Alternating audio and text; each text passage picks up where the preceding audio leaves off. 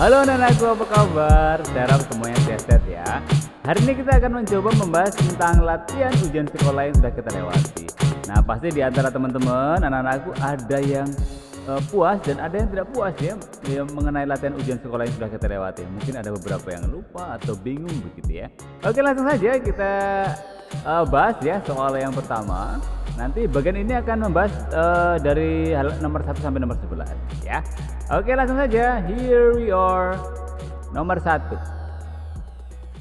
Salah satu ciri manusia sebagai citra Allah adalah bahwa manusia memiliki apa? Ya. Ingat pelajaran kita kelas 7 bahwa manusia sebagai citra Allah ya memiliki ciri-ciri. Yang pertama itu dia memiliki akal budi ya. Terus kedua dia itu memiliki yang namanya hati nurani, dan yang ketiga dia itu memiliki yang disebut dengan kehendak bebas ya. Inilah ciri-ciri manusia yang membedakan dengan makhluk Tuhan yang lain ya, seperti binatang atau tumbuhan. Mereka hidup tapi mereka tidak memiliki ini. Mereka tidak memiliki akal budi, kemampuan kita untuk mengenal Tuhan. Hati nurani, kemampuan kita untuk mengenali mana yang baik dan mana yang buruk. Dan kebebasan atau kehendak bebas yang memampukan manusia untuk memutuskan apakah untuk mengikuti Tuhan atau tidak mengikuti Tuhan, memilih yang baik atau tidak memilih yang baik. Nah, dan kebebasan inilah yang nanti akan menuntut sebuah pertanggungjawaban. Makhluk Tuhan yang lain gak punya ini ya. Jadi ingat-ingat ya, akal budi, hati nurani, dan kehendak bebas. Maka jawabannya adalah yang A. Ingat ya. Oke, berikutnya nomor 2. Bacalah kutipan kitab suci Matius bab 25 ayat 14 sampai 30 berikut ini. Kini datanglah juga hamba yang menerima 1 talenta itu dan berkata, Tuan, aku tahu bahwa Tuhan adalah manusia yang kejam, yang menuai di tempat di mana Tuhan tidak menabur, dan yang memungut di tempat Tuhan di mana Tuhan tidak menanam. Karena itu aku takut dan pergi menyembunyikan talenta Tuhan itu di dalam tanah. Ini, terimalah kepunyaan Tuhan. Tanggapan tokoh yang menerima 1 talenta seperti terungkap dalam teks tersebut adalah apa? Ya, apakah mengembalikan talenta itu kepada tuannya dengan alasan yang tidak jelas? Ya, jelas ya, talenta itu dikembalikan tapi alasannya ada. Ya, jadi jelas bukan ini jawabannya. Kemudian yang kedua, menyembunyikan talenta itu ke dalam tanah karena takut. Nah, kemungkinan besar ini ya, karena kita sudah tahu di sini ya. Karena itu aku takut dan pergi menyembunyikan talenta Tuhan di dalam tanah. Oke, jadi jawabannya jelas yang B ya. Itu kan ada di teks. Oke. Dan number 3, Nisa memutuskan untuk tinggal sendirian di rumah karena harus mengerjakan tugas sekolah dengan teman-temannya. Sementara kedua orang tuanya pergi ke kota lain dan baru akan pulang larut malam. Saat makan siang, Nisa mencoba memasak sederhana dibantu teman-temannya dengan resep masakan yang ia peroleh dari internet. Nah, pertanyaannya, kita bisa meniru tindakan Nisa untuk mengembangkan kemampuan yang kita miliki dengan cara apa? Ya, ingat ya pengalaman Nisa. Apakah bertanya kepada orang lain, mencoba aneka resep makanan, mendatangkan juru masak, berlatih secara rutin? Kira-kira apa? Iya, karena ini bacaan tadi seputar makanan ya, memasak. Jadi jawabannya jelas yang B ya. Mencoba aneka resep makanan. Karena yang namanya bakat dan kemampuan kalau tidak pernah dicoba, maka kita tidak tahu nih, kita menguasai atau tidak, kita punya atau tidak.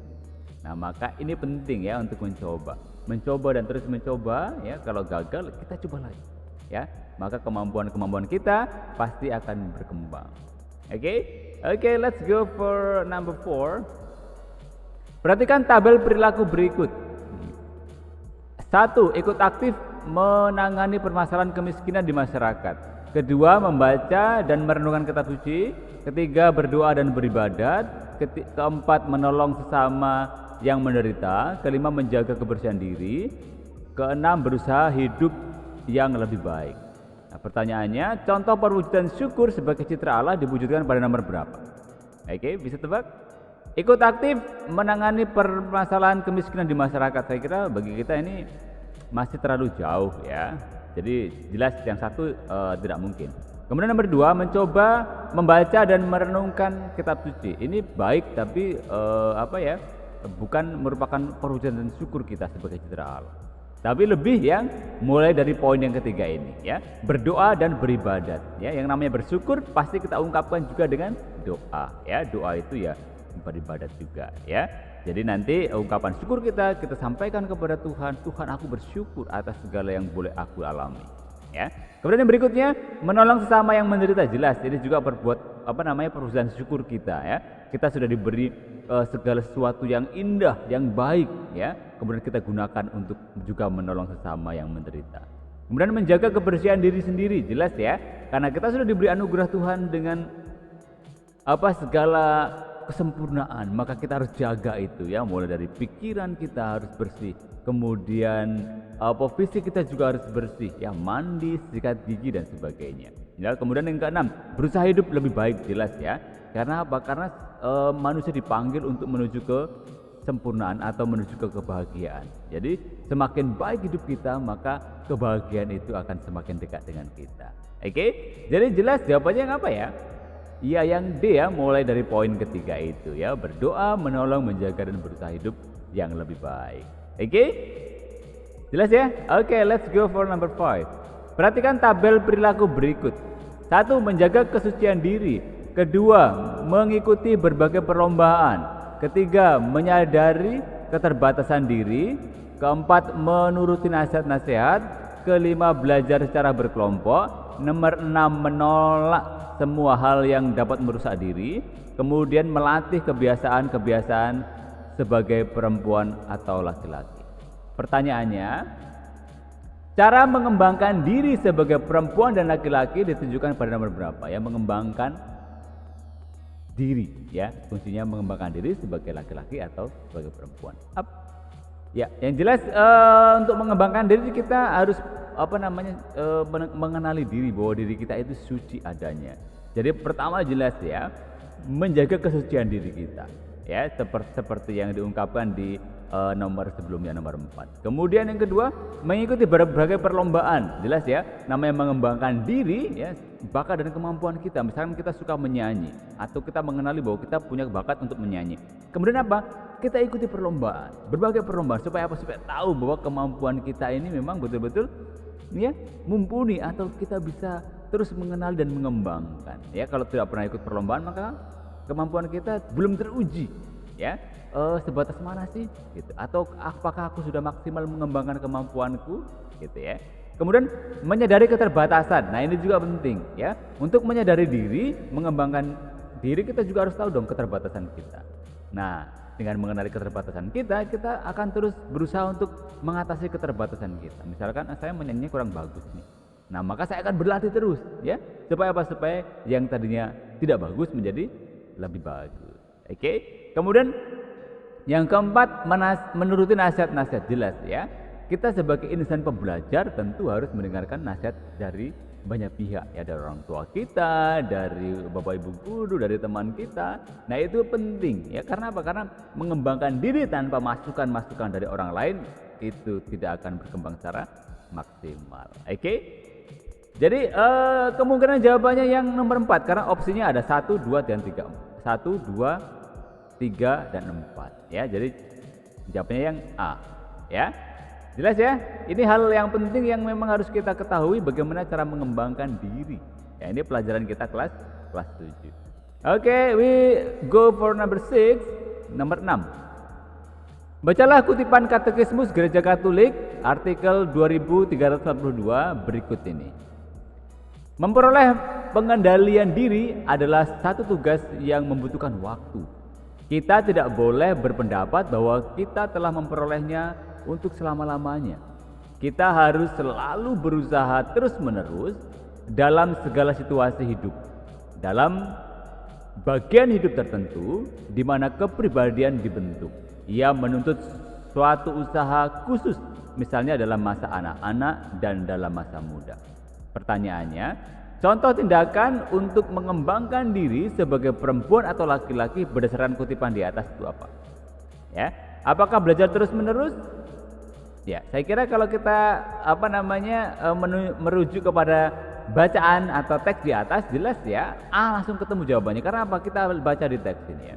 Kita harus selalu berusaha terus-menerus dalam segala situasi hidup. Ya, jelas ya. Jadi maka penting kita untuk memahami teks, ya, jangan malas untuk membaca, ya. Jadi jawabannya yang A. Oke, and then number 7. Bacalah kutipan Katekismus Gereja Katolik artikel 2343. Kemurnian mengikuti hukum pertumbuhan. Ia melewati beberapa tahap di mana ia masih tidak sempurna dan mudah untuk berdosa.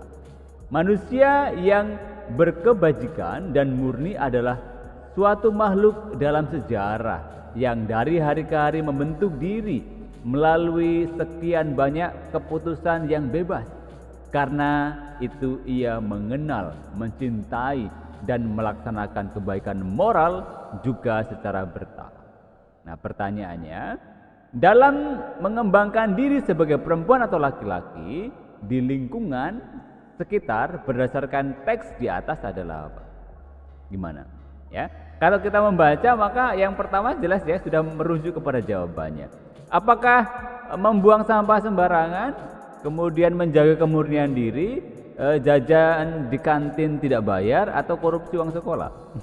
Yang jelas B ya, karena apa? Karena kita merujuk kepada teks ini. Lihat, kemurnian mengikuti hukum pertumbuhan. Maka di sana menjaga kemurnian diri itu adalah sangat penting. Karena apa? Kalau tidak dijaga maka kita di teks itu mengatakan di mana ia masih tidak sempurna dan mudah untuk berdosa. Maka ini yang harus kita jaga untuk mengembangkan diri kita. Ya, jelas? Oke, kalau jelas kita berlanjut ke nomor 8. Bacalah penggalan dokumen Konsili Vatikan II, pernyataan tentang pendidikan Kristen artikel ketiga berikut ini. Karena orang tua telah menyalurkan kehidupan kepada anak-anak, terkait kewajiban amat berat untuk mendidik anak mereka. Sebab merupakan kewajiban orang tua menciptakan lingkungan keluarga yang diliputi semangat bakti kepada Allah dan kasih sayang terhadap sesama sedemikian rupa, sehingga menunjang keutuhan pendidikan pribadi dan sosial anak-anak mereka. Maka keluarga itulah lingkungan pendidikan pertama, keutamaan-keutamaan sosial yang dibutuhkan oleh setiap masyarakat. Adapun terutama dalam keluarga Kristen yang diperkaya dengan rahmat serta kewajiban sakramen perkawinan, anak-anak sudah sejak dini harus diajarkan mengenal Allah serta berbakti kepadanya dan mengasihi sesama seturut iman yang telah mereka terima dalam baptis. Disitulah anak-anak menemukan pengalaman pertama masyarakat manusia yang sehat serta gereja. Melalui keluargalah akhirnya mereka lambat laun diajak berintegrasi dalam masyarakat manusia dan umat Allah. Maka hendaklah para orang tua menyadari betapa pentinglah keluarga yang sungguh Kristen untuk kehidupan dan kemajuan umat Allah sendiri. Nah, pernyataan yang benar tentang peran keluarga dalam perkembangan anak sesuai dengan penggalan teks di atas adalah anak-anak tidak mungkin berkembang tanpa keluarga. Mendidik anak-anak menjadi tugas yang pertama bagi orang tua. Keluarga menjadi tempat yang pertama dan utama bagi anak-anak. Keluarga harus berjuang sekuat tenaga untuk mendidik anak-anak. Apa jawabannya kira-kira? Ya, bisa menebak yang mana? Kalau kita pelajari di teks di atas maka jelas ya, di situ dikatakan keluarga menjadi tempat yang pertama dan utama bagi anak-anak. Kenapa? Karena disitulah anak mencoba mengenal bagaimana kehidupan sosial, mengasihi Allah dan juga mengasihi sesama. Ya, oke ya. Di sini misalkan dikatakan di sini ya, disitulah anak-anak menemukan pengalaman pertama masyarakat yang sehat serta gereja. Oke, jadi ini mengenai peran keluarga. Oke, jelas ya. Kita beralih ke nomor 9. Bacalah cerita berikut. Pada hari Minggu, Andi bertugas sebagai putra-putri altar bersama dengan teman-temannya. Mereka melaksanakan tugas dengan baik dalam perayaan Ekaristi. Nah, manfaat yang bisa diperoleh dengan melaksanakan tugas pelayanan tersebut adalah apa? Manfaatnya apa? Mengembangkan iman, meningkatkan pelayanan gereja, menjadi saksi iman, atau memahami ajaran gereja. Ya, dengan melaksanakan tugas itu ya sebagai putra putri altar. Apa? Iya, itu bisa mengembangkan iman kita. Ya, karya pelayanan kita di gereja ya, entah itu sebagai tugas sebagai lektor atau putra putri altar, sungguh bisa sekali lagi iman yang ada dalam diri kita ya, iman kita akan Tuhan kita Yesus Kristus dapat terus berkembang. Karena apa? Karena itu merupakan proses ungkapan dari apa yang kita imani ya, melaksanakan tugas-tugas yang dilaksanakan dalam kehidupan menggereja kita ya. Banyak hal ya, bisa menjadi lektor atau pemazmur ya, tugas-tugas lain dalam perayaan peribadatan. Ingat ya, melaksanakan tugasnya dengan baik dalam perayaan Ekaristi. Ini adalah ungkapan iman. Oke, jelas ya? Oke, jelas. Kita beralih ke nomor 10. Bacalah kutipan dokumen gereja Gaudium et Spes atau disingkat GS artikel 25 berikut ini. Dari sifat manusia, nampaklah bahwa pertumbuhan pribadi manusia dan perkembangan masyarakat sendiri saling bergantung. Sebab asas subjek dari tujuan lembaga sosial ialah dan memang seharusnya pribadi manusia berdasarkan kodratnya. Ia sungguh-sungguh memerlukan hidup kemasyarakatan. Maka karena bagi manusia hidup kemasyarakatan itu bukanlah suatu tambahan melulu. Oleh karena itu melalui pergaulan dengan sesama dan saling berjasa melalui dialog, melalui sesama saudara, manusia berkembang dalam segala bakat pembawaannya dan mampu menghadapi panggilannya. Contoh pengaruh masyarakat bagi perkembangan diri berdasarkan artikel di atas adalah apa? Ya, pengaruh masyarakat bagi perkembangan diri. Ya, kalau tadi kan pengaruh keluarga ya, pengaruh gereja juga ya dalam melaksanakan karya pelayanan gereja itu. Nah, sekarang pengaruh masyarakat apa? Apakah menjadi pribadi berkembang atau mengenal lembaga sosial dalam masyarakat, mengenal lingkungan melalui pergaulan dengan sesama, kemudian berperan aktif dalam kegiatan gotong royong. Kira-kira apa? Kalau berdasarkan teks Gaudium et Spes di atas. Jelas ya? Itu jawabannya yang C. Kenapa yang C? Karena memang mengenal lingkungan melalui pergaulan dengan sesama ya. Tanpa mengenal sesama ya, di sini dikatakan ya. Nih. Oleh karena itu melalui pergaulan ya dengan sesama dan saling berjasa melalui dialog, melalui sesama saudara, manusia berkembang ya dalam segala bakat pembawaannya. Ya, kita temukan di teks di sini ya. Maka baca dengan teliti. Oke, kemudian nomor 11. Baca teks kitab Sirak bab 6 ayat 11 sampai 17 berikut.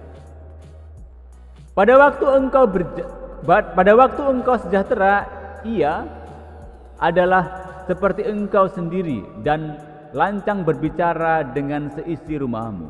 Tetapi bila engkau mundur, maka ia berbalik melawan dikau serta menyembunyikan diri terhadapmu. Jauhkanlah diri dari para musuhmu, tetapi berhati-hatilah terhadap para sahabatmu. Sahabat setiawan merupakan perlindungan yang kokoh. Barang siapa menemukan orang serupa itu, sungguh mendapatkan harta. Sahabat setiawan tiada ternilai dan harganya tidak ada tertimbang. Sahabat setiawan adalah obat kehidupan. Orang yang takut akan Tuhan memperolehnya. Orang yang takut akan Tuhan memelihara persahabatan dengan lurus hati, sebab seperti ia sendiri meskipun temannya. Nah, makna persahabatan berdasarkan teks di atas adalah apa? Ya. Apakah memberi penghiburan ketika dalam kesusahan atau bersikap hati-hati terhadap sahabat? Sahabat yang setia memiliki nilai yang tak terhitung atau sebagai obat dalam kehidupan. Kira-kira makna persahabatannya apa? Oke, jelas ya yang pertama. Karena apa? Memberi penghiburan ketika dalam kesusahan. Ya, karena sekali lagi yang namanya sahabat ya, itu selalu ada di sampingnya.